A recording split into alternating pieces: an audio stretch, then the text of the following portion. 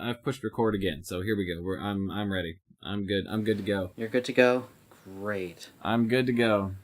Okay. Well, there was a group of chess enthusiasts checked into a hotel and were standing in the lobby discussing their recent tournament victories. After about an hour, the manager came out of the office and asked them to disperse. Mm-hmm. But why, they asked as they moved off. Because, he said, I can't stand chestnuts boasting in an open foyer. Good Lord. Oh, really? That's even worse. That is worse.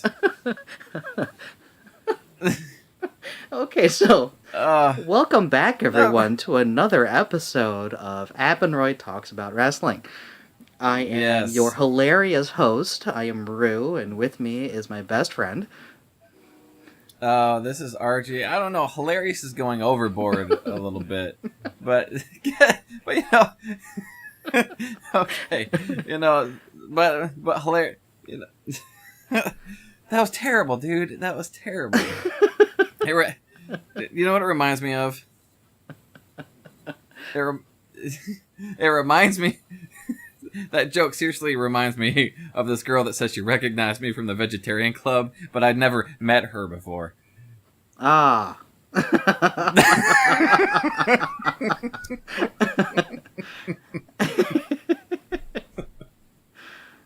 Aha! They get a twofer! Oh my gosh. Alright, I got one more then. Fine, if you're gonna do that. Okay. We're gonna one-up each other? What's going on? Yeah, definitely. So Mahatma Gandhi, as you know, walked barefoot most of the time, which produced an impressive set of calluses on his feet. He also ate very little, which made him rather frail, and with his odd diet, he suffered from bad breath. This made him a super calloused, fragile mystic hexed by halitosis. Okay.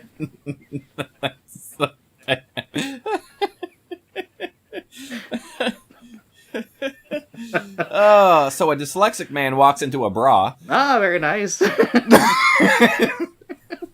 right, I'm done. I'm sorry.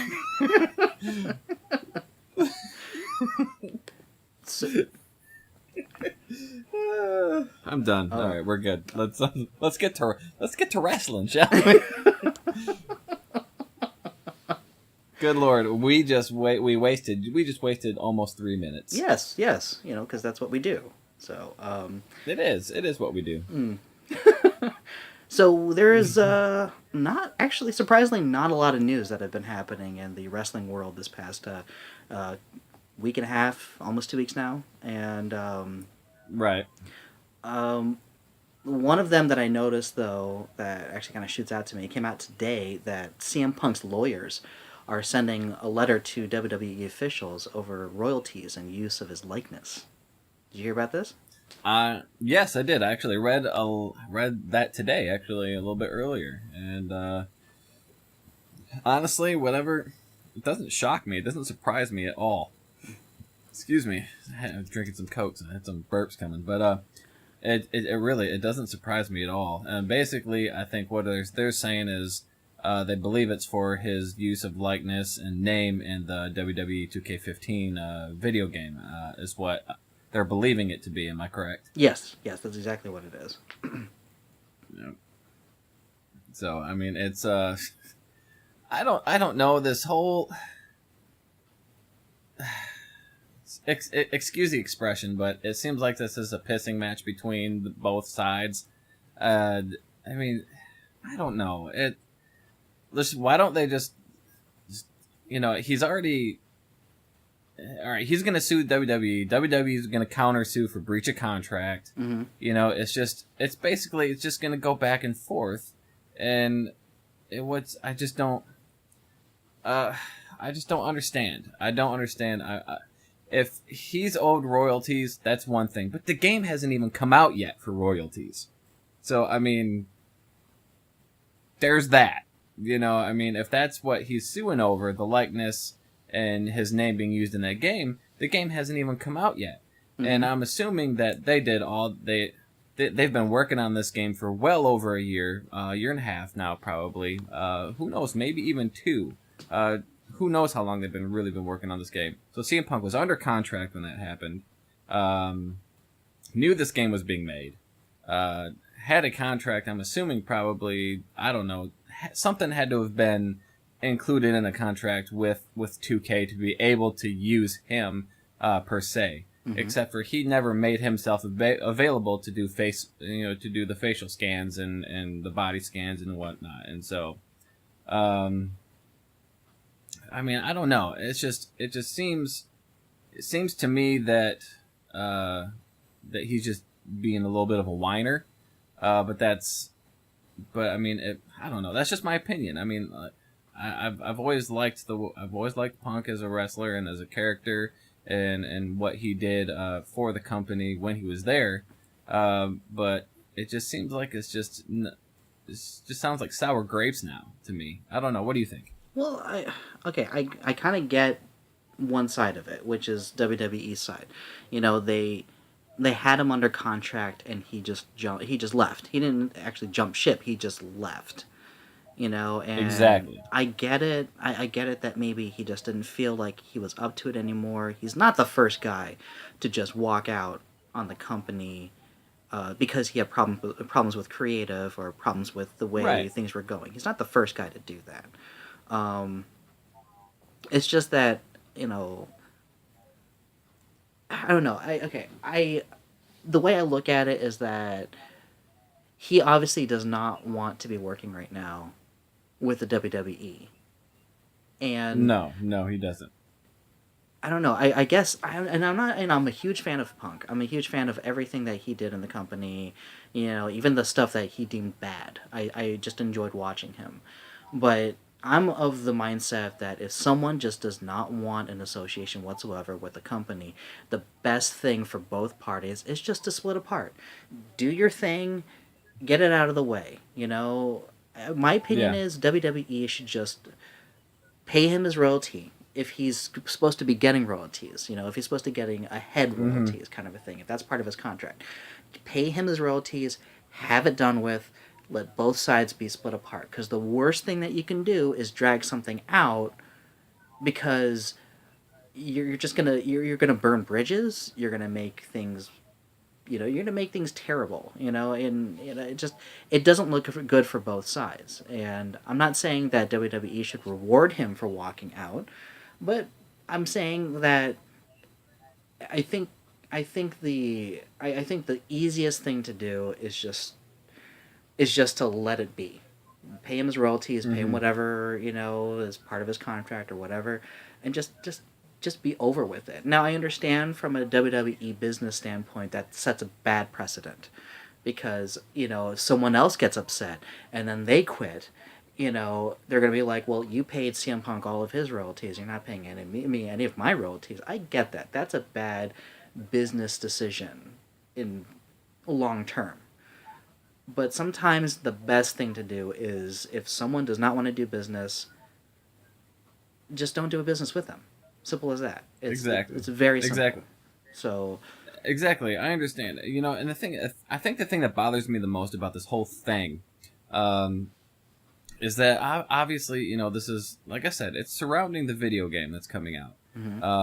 And I mean, because they're not selling any of Punk's merchandise, you know, I'm assuming, you know, any of the live shows or the house shows. I'm assuming that they're not selling CM Punk t-shirts, you know, and merchandise and everything like that. So, I mean, it has to be surrounded around the game itself. And I think the thing that bothers me the most is CM Punk is you know, he's in the showcase mode, you know, with rivalry mode, you know, with John Cena. You know, that's one of the modes, you know, that is being...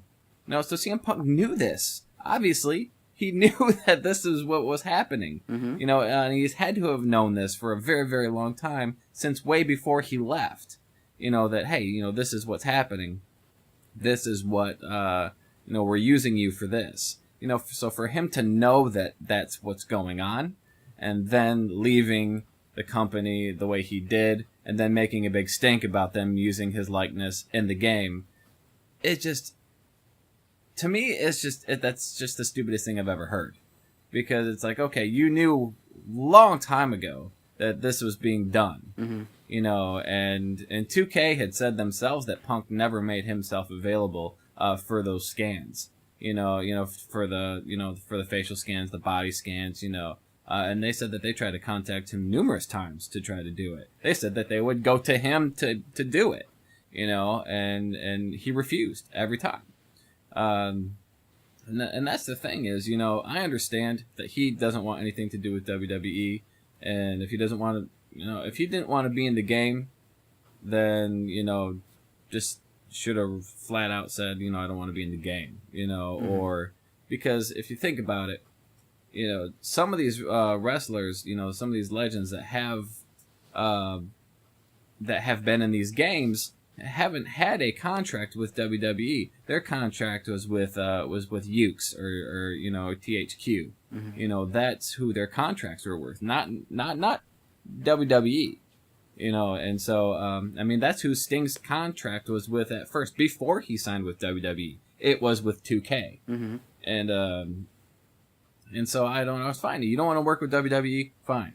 Don't work with him. But, fulfill your contract that you more than likely had to sign with 2K, to be put in this game. I don't know.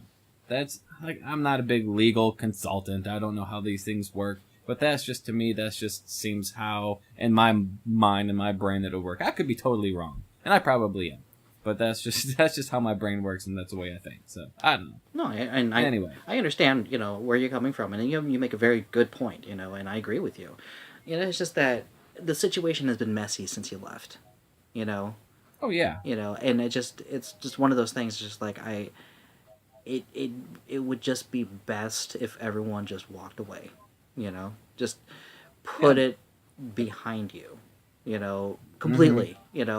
Don't give any reason for him to be associated with you if you don't want to do business with him either, Right. And, but what do you do if you're 2K, and he says, I don't want my name or my likeness in this game. What do? You have a whole showcase mode, a whole rivalry mode built already into this game. How are you going to yank all that out without disrupting everything else that's already been in place, in that game? You have to delay the game. Oh, no, absolutely not. No, their situation, 2K's situation is they're going to answer to WWE because that's who their contract is with. That is who they are representing in their video game. They're not representing the company of CM Punk. They're representing WWE. So if WWE is going to, say, hey, you put all this work in, we're going to, just do what we plan to do, that's going to be the situation. 2K will answer to whatever... Well, obviously whatever the main company that they work for, but also who they're representing in their video game, of course, they're going to answer to them as well. So, I don't know, the way I look at it is that, we've seen it before, and it's not just in wrestling, it's in other sports too, where these situations come up and someone just does not want to be with the company. To me, it just seems like the simplest course of action is just go about your business the way you're going to do it before, but any future business, with the person that is causing all this disruption, just try to put it as far behind you as soon as possible, Just this video game, just let it come out the way it is. Don't delay it. It's already got a date. It's coming up very soon, I don't know. Once again, I'm not invalidating anything. I'm not saying that WWE or CM Punk are wrong in any of the situation. I'm just saying the easiest thing is just to try to put it as far behind you as quickly as possible. And sure, he's going to be on your video game. Sure, he's a featured storyline, on the game. But that's just the game. You don't have to feature him anymore. You don't have to put him on the forefront. And just, come on. WWE is not going about it the right way. I'm not saying CM Punk is, but I just, things that they're doing, I noticed on the WWE Network, they did, greatest matches or something like that, or classic matches from, SummerSlam or something like that, and his match with Brock Lesnar from last year is featured on the network, and I'm thinking, what are you doing? Yeah. What are you doing? You're obviously trying to. You're featuring a guy who does not want anything to do with your company, that has not spoken good things about your company since he left, and you're featuring him on your network, which you are, by the way, selling for $9.99. I'm sorry, I'm having an issue with this. Like, it's like I can see that. I can see you're having a meltdown, Rue. You're having a meltdown. I'm just saying, it's just like, why are you dragging this along? You know, I mean, and not to bring up another sport into this, you know, but I'm trying to draw a comparison that actually is quite applicable for the situation. Bellator MMA, that's featured on Spike TV, had a fighter by the name of Eddie Alvarez, who was caught in a contract dispute between him and them, as well as a contract that was given to him by the UFC, and Bellator took him to court, which could have kept him out of action from fighting in the prime of his career for 2 years. And I'm thinking, how is this going to make the company look good? That they're holding up a popular fighter, a fighter that they said that was one of their centerpieces of their promotion, and they're going to hold him up in court for 2 years because they didn't want to let him go to the UFC. It doesn't make any sense to me. That makes them look terrible, and that's exactly what happened. They looked horrible. WWE continuing to feature CM Punk on their WWE network, continuing to sell his merchandise at a discounted price, by the way, on the website. I mean, I'm sorry, but if a guy is not interested in doing business with you and will actually talk bad about you in multiple interviews, the best thing to do is to put it behind you as quickly as possible. No. Yeah, I mean, I completely agree with you. And we kind of switched places. You're being me from last week. What happened, man? I don't know. I read that story and I'm just like, why is this still going on? You know, it's September now. It's September 3rd. He left in January. Yeah, he left in January. Why is it still going on? Right after the Rumble. I mean, so it's I understand. I mean, we could kick this around. We could kick this around for another, good, few minutes or whatnot. But I mean, like you said, I think it's best, for them, they just need to, let's just call it a day. Let's just, I think you're right. WWE pay him his royalties for the video game, for his likeness, and using his name. Take him off of the network. Don't feature him in the network. I mean, shoot. I mean, you're shoot. All right, I'm not gonna go into anything else because I was just gonna say. Well, not too long ago, they even featured his Best in the World documentary on there. Oh, did they? So yeah, I mean, they aired his Best in the World documentary on there not too long ago, actually. Oh, jeez. But you're right. Pay him his royalties, take him off the network. Go their separate ways. If they can somehow in the future come together and work something out, perfect, awesome. Mm-hmm. Because he's a great entertainer. Yeah, and he knows how to work the mic. He knows how to be charismatic. He knows how to wrestle. So he's a big time player. And if he can get over his gripes with the WWE, that's the thing. But the thing is, this is what bothers me about some of these wrestlers nowadays. Is all right. First of all, I will go on record saying I've never been a wrestler. I don't know what it's like to work for the WWE. Mm. But at the same time, these wrestlers do. They know they're going to be on the road 300 days a year. Yes. They know they're going to be on the road, getting, taking bumps. Sometimes maybe, sometimes 2 or 3 matches, a night. They know what it's like. Mm-hmm. And for them to come back and have sour grapes about it and to be pissed off about it, you're saying, oh man, I'm fed up with the schedule. That's one thing. If you're fed up with the schedule and you just can't hack it anymore, then fine. Say that, but don't whine and complain about it when you knew that's exactly what it was going to be. Yes. And I'm gonna throw John Cena's name out there. Not once have you ever heard that man. People may not like his character, and think that he needs a change of character, but he has not complained. I've not heard him complain one time about, I've taken too many bumps. I hate being on the road. I hate doing this. Nothing that man has ever said has nothing negative ever. Even throughout all his injuries that he's had, I've never heard him one time come out and say, "This sucks." This company treats me terribly. Yeah. And I mean, and come on, CM Punk, you were on top of you were on top of the world for how many freaking days as WWE champion? Yeah. How can you say that? How can you say that they treated you badly when you were the longest reigning champion in how many years? Yeah. I mean, come on. All right. Like I said, all right. Now you're getting me up on a soapbox. All right. Let's. Well, I mean, the thing is just like, I mean, the only time I've ever heard John Cena ever complain was when he was injured. He was complaining because he wasn't at work. He was complaining because he wasn't able to do what he loves to do. And I don't know. It's just like he is part of a dying breed. I mean, because I don't know. It just seems like back when we were kids, when we were younger. The wrestlers, they would complain, but they would complain because the storyline is not good for them. But they would continue to work. I mean, I remember when we were kids and teenagers and everything. I mean, Bret Hart, I mean, he would work hurt. And he would always be consistently there. And the only time he started complaining is when he didn't like the direction of the company. And then we all know the situation with the Montreal Screwjob that eventually became, unfortunately, his defining moment. When in reality, if you look before all that, he was a workhorse.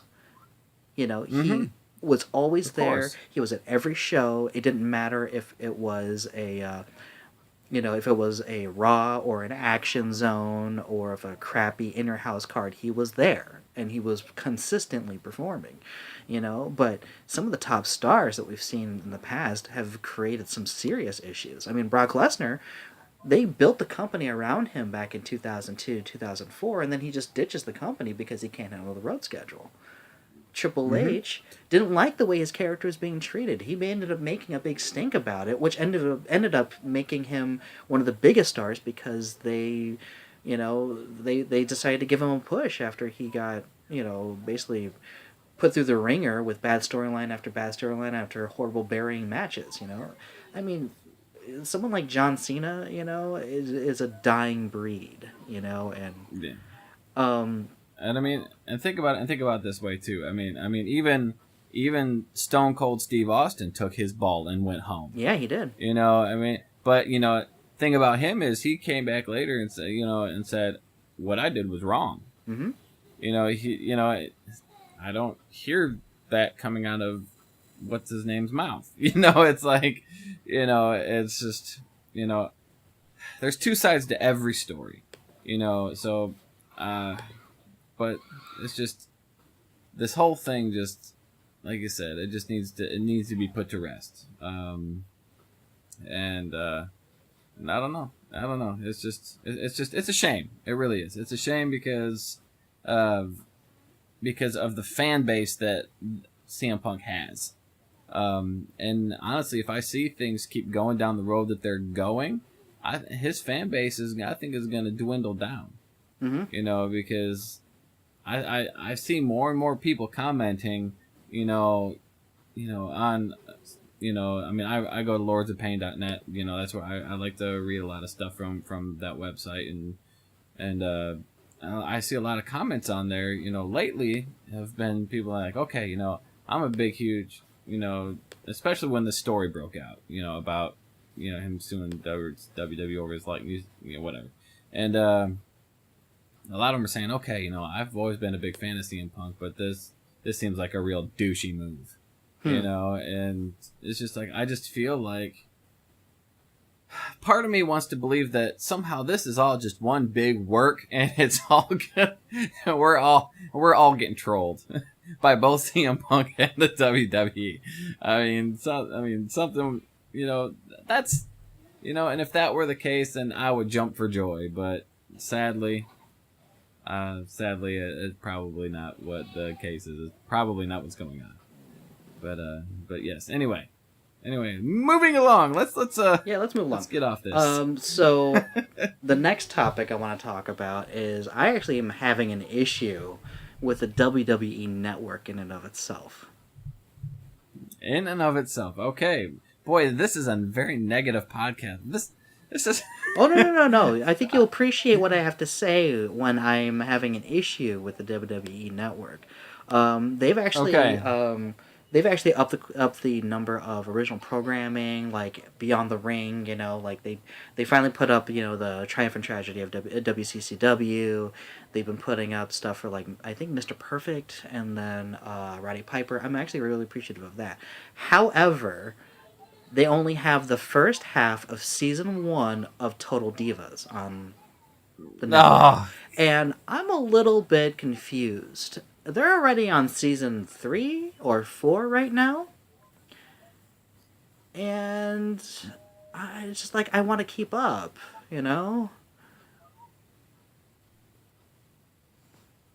I have no words for you. There is no excuse for you to be watching that show. But the fact that, the funny thing is, all right, I have to tell this story because Olivia, who's my wife, for those of you who listen to this, every time I'm watching Raw, or pay-per-view, or anything, every time she walks in this room, it's always a Diva segment or a Divas match. Every time. It never fails. Never fails. And so she's always like, she comes in and then she'll look at the screen. She's like, really?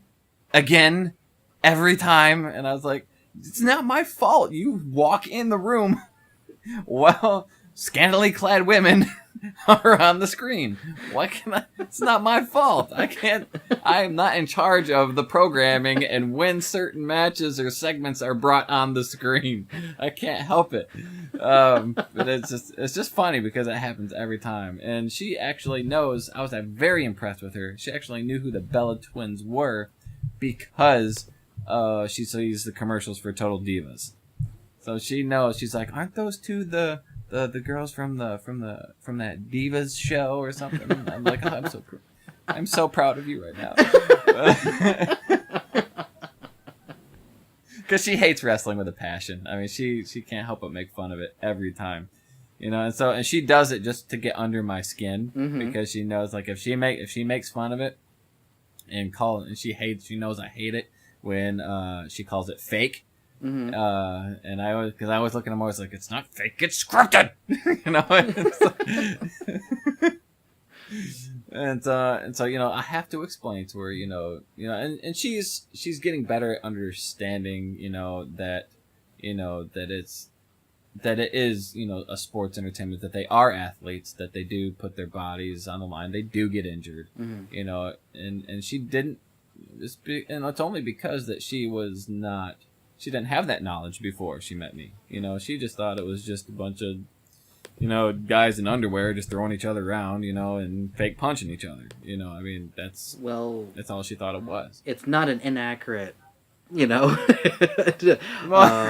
description or thought process. I mean, when you want to make it down to the bare minimum of what it is. Yeah, if you want to completely strip it down, and like you said, get to the bare minimum of what it is, then yes, but I had to explain to her that there's so much more that actually goes into it, that there's, that it's not just that alone, and so then I make fun of her, because she's just like, it's just a soap opera, a male soap opera. I was like, well, shoot, what is your One Tree Hill crap that you watch? Oh, she watches One Tree Hill? How dare she have criticism about wrestling if she's going to watch that show? That's the funny thing is, like, she'll watch. I hope she does not listen to this podcast now because I'm dead. Olivia, sweetheart, love you, dear, but you have no reason to get on us about wrestling if you're watching One Tree Hill. mean, I'm sitting there I've watched a couple episodes with her, and it takes everything within me just to not say something. And sometimes I do, and I'll just look at her and just be like, this you make fun of my wrestling, and this acting is terrible. Like, the acting on One Tree Hill has got to be the worst acted show, that I've ever seen. Like, there's this one guy on that show, I don't even know who he is, but he has one facial expression for everything that he says. Wait. Like, he has one emotional state, and that's it. Okay, hold on a second. You're saying one of them? One of them has only one one? Okay, all right. Well, okay, I'm going to say something that if she is listening to this, it may anger her, but, hey, Olivia, Brooke Davis is a whore, and she only has one facial expression. No, and I don't... And it's one of the male actors. It's one of the guys that, is the mayor of the town or something like that. I don't know. Okay. The fact that I know that makes me just want to punch myself. Well, the fact that you know that, you can't get on me for watching Total Divas. Shit. All right. Fine. All right. Okay. We broke even. Anyway, okay. Let's go. Anyway, complete circle, shall we? back on topic. Okay, so I'm not up to date with what's going on, and let me clarify why I'm watching it, because sometimes I just need comedy. And if you ever have watched Total Divas, it's actually, I think it's worse than Keeping Up with the Kardashians, because some of the divas, and I will not name names, are some of the dumbest people I've ever watched TV on, and that... Eva Marie. What? Go ahead. I'm sorry. I mean, I've watched American Idol. I've seen some dumb people. And it's just hilarious. Like, there's a certain wrestler who's dating one of them, and she said something, and the look on his face was like, really? I'm a millionaire, and you think this? Kind of look at his face, and I'm just like, why are you bothering? Kind of a thing. Anyway, So anyway, most of those divas on that show was featured on a horrid 6-diva tag match on Raw this past Monday. Were all six of them part of Total Divas, the show, actually? I don't know if Cameron is, but I know Summer Rae is now part of it. Rosa is a part of it, and Eva Marie is, but I'm not... Oh, God. Yeah. That was terrible. It was just a match, like, I guess, to advertise Total Divas. I guess. I mean, I don't know. Something about this past Raw was completely disjointed. Some was good, some was like, and then this match just made it even worse. Yeah. Like, Raw opened up with a highlight reel that, for some reason, featured Triple H and the Authority ready to beat up Jericho, and then Roman Reigns and John Cena got involved, and I don't know. I was confused. I was kind of confused. Like, and everybody, that's a weird opening segment, And everybody wanted a title shot. Yeah. I mean, that's pretty much what it boiled down to. And what then it was? We're gonna put you in a 6-man tag match, and whoever I deem worthy of whoever puts on the greatest performance gets that title. Basically, that's what it was, right? Yeah. Triple H saying, whatever one of you performs the best in this 6-man tag match, I will give you that shot, or whatever. Mm-hmm. It just seemed like a really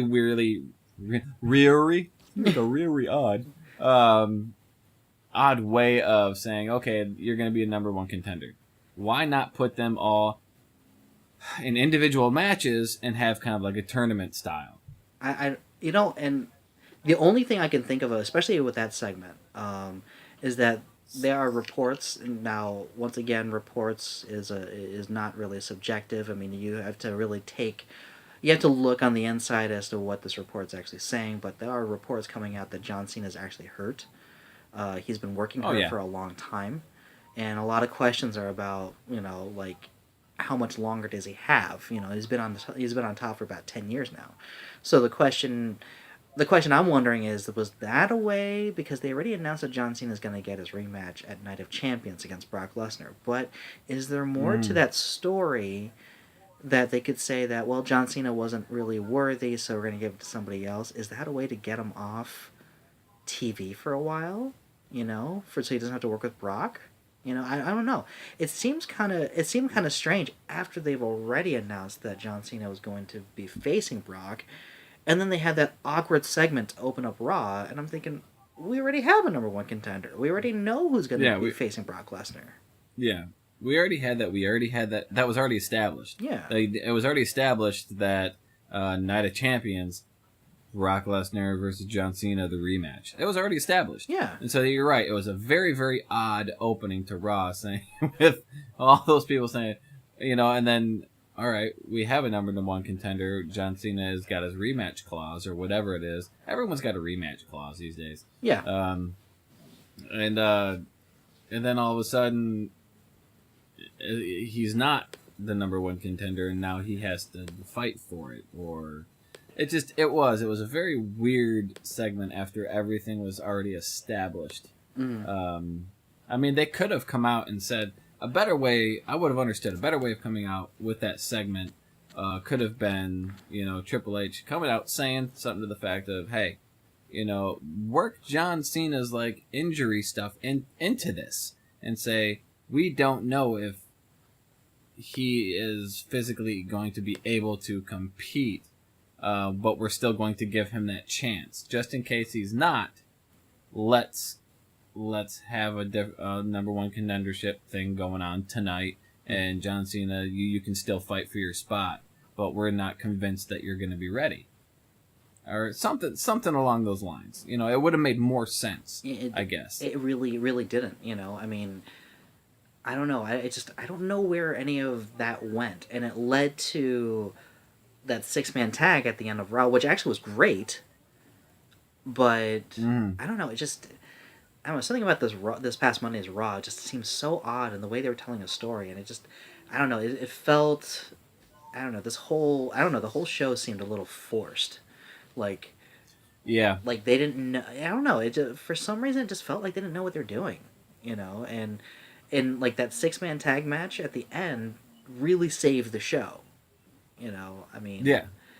I mean, there was 2 high spots from this past Monday's Raw, and one of them was, of course, the 6-man tag that I just mentioned. But then again, look at the people who are in the match. You got Orton, you got Rollins, you got Reigns, you got Jericho, you got Cena, and then, of course, there's Kane. You've got some really good workers to make a good match, but that was one of the high points. The other high point was a Paul Heyman promo, and did you see that? I did not see the Paul Heyman promo itself. I always seem to miss the Paul Heyman promos, but I mean, as far as Paul Heyman promos go, I mean, you can't go wrong with one. So No. I mean, I'm assuming that it was just as amazing as his other ones are. It's funny because I watched the promo and it came off the heels of me watching his DVD documentary, and I know, I don't know, it's especially after watching the documentary, I mean, it makes everything else that he says even that much more compelling. I guess you can say I've officially drank the Kool-Aid, even though I did that years ago while watching ECW. Yeah. But, I mean, he downplayed, John Cena's performance from last week when he beat up the Wyatt family. He's warning that, he's going to suffer worse than what he suffered at SummerSlam at Night of Champions. Which, of course, made it the segment from the beginning of the show even weirder because he's promoting John Cena versus Brock Lesnar. Yeah. And it's that is very weird, yeah. Once again, just to confirm, it backs up what I felt was it just seemed like they didn't know what they're doing on Monday, but he can't, it just doesn't seem like he can do no wrong now. Paul Heyman can go up there, talk about anything, and the fans are going to eat it up even though he's a heel. And I strongly suggest that you watch the Paul Heyman DVD because I learned so much more about his history.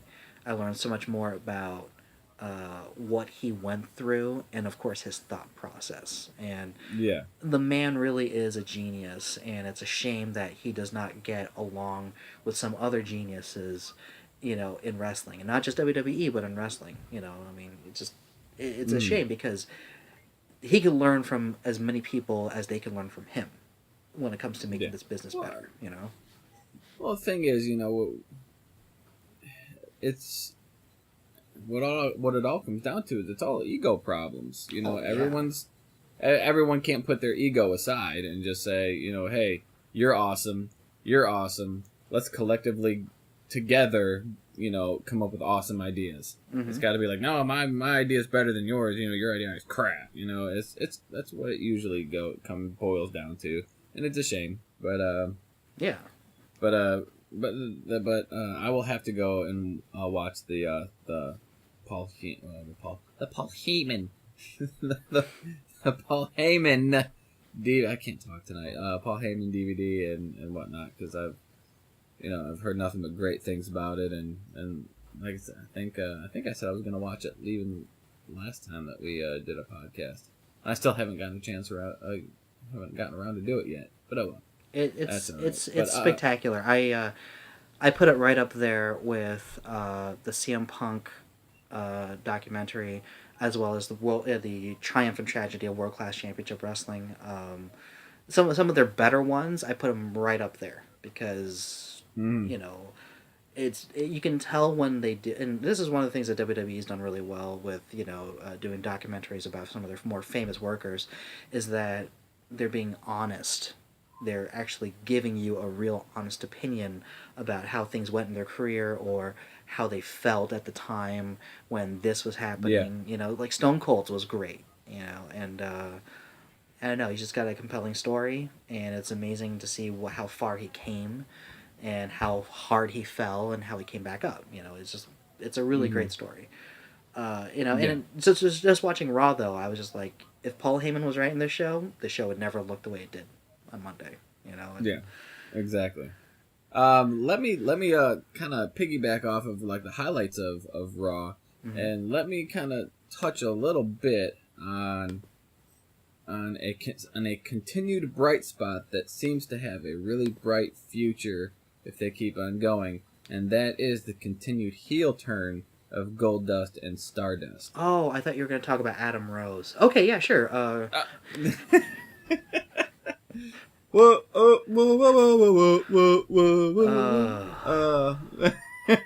No, not Adam Rose. Oh, good lord, that needs to end. No, because this heel turn is absolute. And I told you earlier, whoever came up with the ideas of them turning heel, which I wouldn't be surprised if it was Cody and Dustin themselves that said, "Hey, I think this would work a whole lot better if we were heels," is absolutely fantastic, because those two characters themselves work better as heels, in my opinion. Yes. They're very bizarre, for one. They're very out there, and I just want to see, it seems to work more organically if they play the heel role with those characters, and what I've seen so far in this heel turn, I'm really, really enjoying. Mm-hmm. The one thing that I want to see, I think Cody is doing an excellent job with this heel turn with Stardust. I think he's playing like this, not overly the top crazy, but he's playing it just right now. Mm-hmm. Just right. He's not over the top, but he's like on the cusp. He's just right there, as far as the craziness goes. But I want Goldust, Dustin, I want him to go back to using that old voice that he used to use, as the old school Goldust. Very, very kind of raspy and kind of almost quiet whispering, type, when he would deliver his lines. Oh yeah, I did like that. I want him to go back to that, because when he started to kind of become like the more comical Goldust, it was more like, "Raw, hey, oh, what's going on? Oh, I'm Goldust." And instead of him, just having that raspy, that I'm not gonna do it because it's gonna sound really creepy if I do it. But Going to? but shut up. But it's just I mean you know what I'm talking about. I mean it's just kind of, and even on Raw when I was watching Raw, even when he was yelling at whatever, is it Jey Uso that's got the hurt knee, or is it Jimmy? I don't know. One of them's got that hurt knee. Yeah. Jay and Goldust was yelling at him while he was on the ground, towards at the end after they had already attacked him, and he was yelling at him, but he was yelling at him, in like his Dustin Rhodes' regular voice, or Dustin Runnels, or whatever you want to call him, and I want to see more of that old bizarre Goldust, that's the heel Goldust I want to see, and so I hope that they can kind of do that. I hope that he'll bring that back a little bit. But I think that the chemistry between those two is incredible. For one, it should be because they're brothers. But I'm just I love the fact that they're playing heels right now. I'm loving it, and I hope it continues. And I know that the original plan was for probably Cody to turn heel on Goldust, and that would result in a match, between those two. But please keep this heel run as a tag team together right now, please, because it was I'm loving it right now. I'm loving it, and I know that there's a lot of people out there that don't like this whole Stardust thing with Cody, and I don't know why. It's actually a really great turn, It is. It's a really great turn, and it was something that was so unexpected. Yes. Like when he first came out, and as Stardust, and he came out and he was like feeling around, the stage, and just being. I was like, this is perfect. This is this. I was just out. It blew my mind because I never. It was so far out of left field. That I did not expect that coming at all, and it was hilarious, and I was like, yes. And then his promos didn't make any sense whatsoever. No, they really don't. I mean, they don't make any sense, and that made it even more perfect. So yes, I hope they keep this going. And speaking of promos that don't make any sense, right, I have a little bit of a beef here with it's not the wrestler himself, but it was a commenter on one of these websites. It was probably Lords of Pain, and it really bothered me because he says that it's regards to Bray Wyatt. Oh boy. And Bray Wyatt's promos, and he said that Bray Wyatt's promos are stupid. I don't know. I'm paraphrasing. Don't make a lick of sense, and nobody understands them. And I'm sitting here thinking, you are the biggest idiot. Because Bray Wyatt's promos, for one, make a whole hell of a lot of sense. They are very, very well worded. Somebody just doesn't know the English dictionary, for one, and like they always pertain to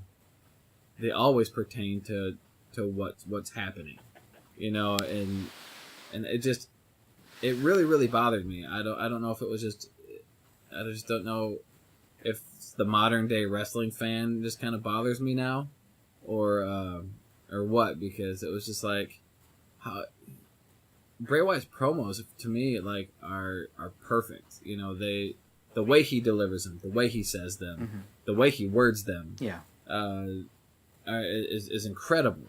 Something that I haven't seen in a really long time from a heel wrestler that's delivering a promo. And I was like, what is there not to understand about his promos? Well, I see what you're saying. However, this is one of those situations where it's the internet, There are people who, um, there are people who just are trolling, and they're just trying to get a rise out of people, and there are people who just don't understand because they're not really listening, and it's one of those things. Just like, if that person doesn't really get what he's saying, well, thank God he's not in in the majority, because the majority is still cheering for Bray Wyatt. It's Yeah.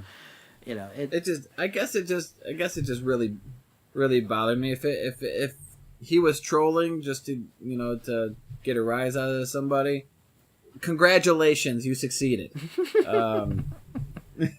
Because I was like, how hard is it to understand his promos?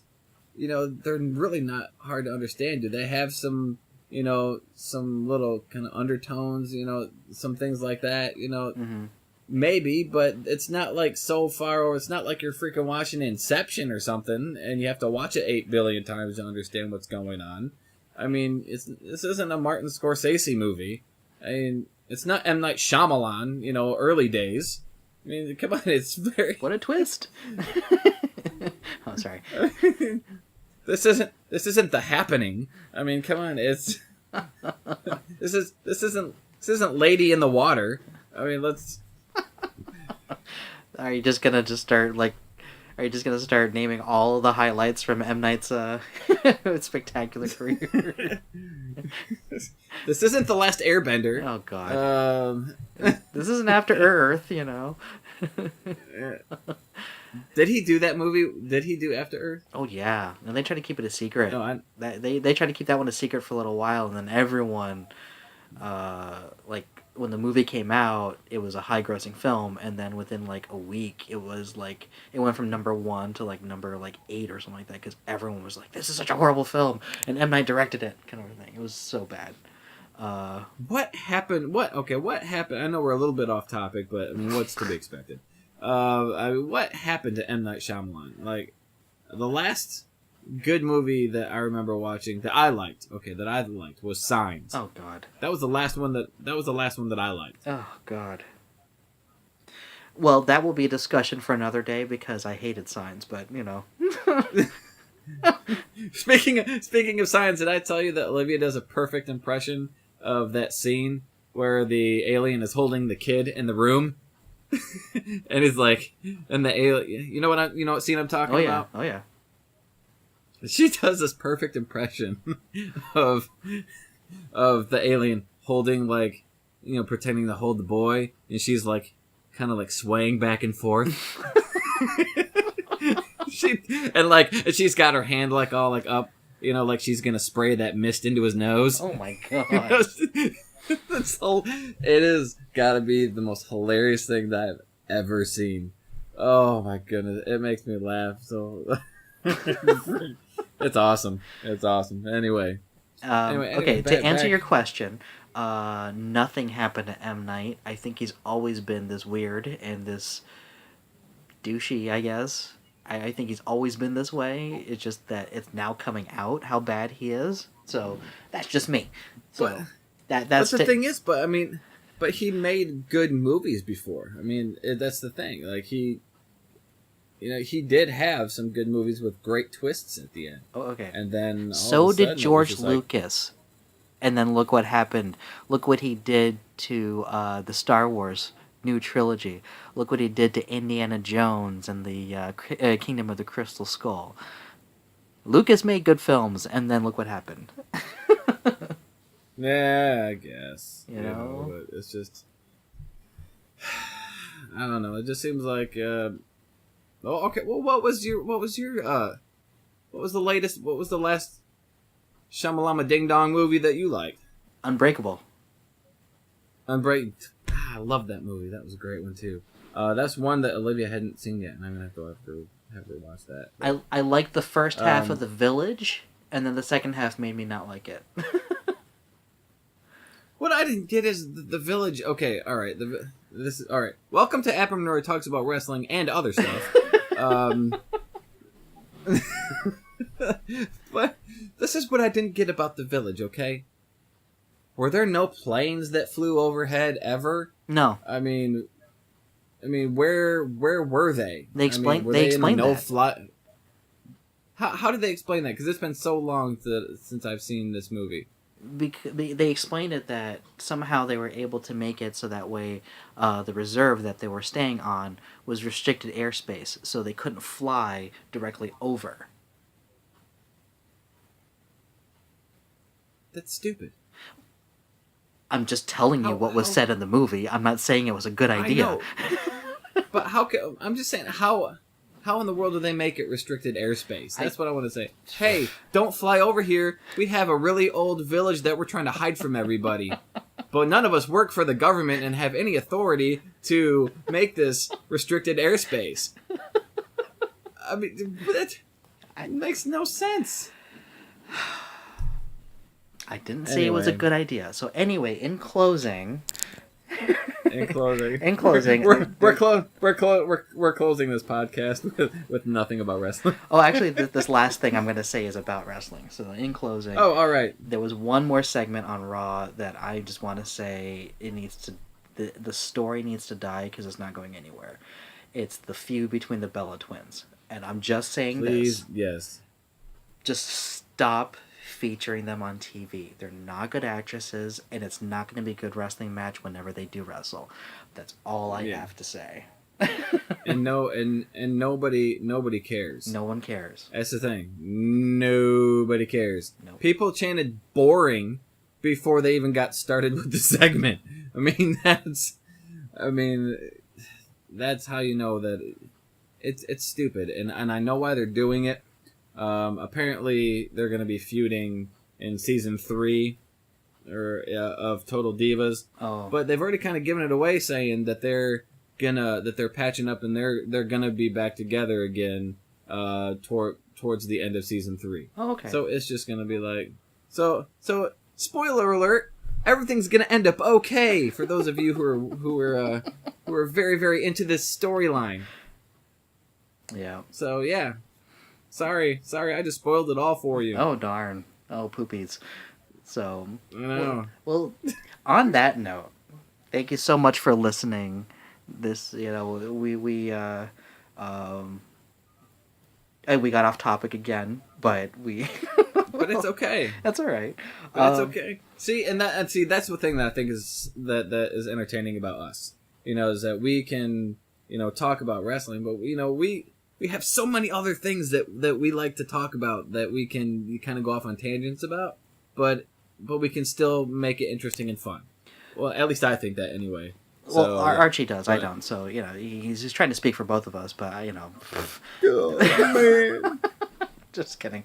Well, thank you so much for listening and joining us. Of course, this is AppenRoid Talks About Wrestling and other things. I've been your host. I am Rue, and with me again, as always, is... Oh, this is Archie. This has been a pleasure. It's been a lot of fun. What was going to be a mini podcast did turn out to be another hour-long podcast. But thank you for joining us. It's okay. Yes, thank you for joining us. You all have a wonderful night, and we will catch you on the next episode. Bye. Bye.